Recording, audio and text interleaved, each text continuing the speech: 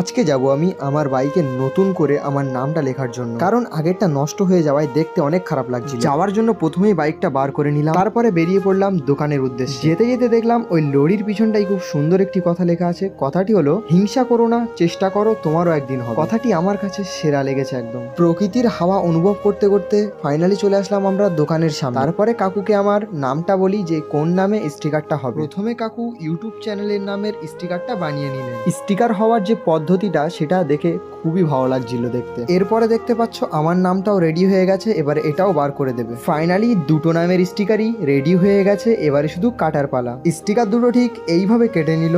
Sticker লাগানোর জন্য বাইকে পুরানো নামটি পরিষ্কার করে ফেলা হলো। তারপরে প্রথমে আমার নামের স্টিকারটি লাগানো হলো, অ্যান্ড তারপরে আমি কাকুকে বললাম ইউটিউব চ্যানেলের স্টিকারটি কোথায় লাগাতে হবে। কাকু সেই মতো ওখানে লাগিয়ে দিল। নাম দুটো সামনে কেমন লাগছে সেটা কমেন্টে জানিয়ে দাও, এবং ভিডিওতে একটি লাইক করে চ্যানেলটি সাবস্ক্রাইব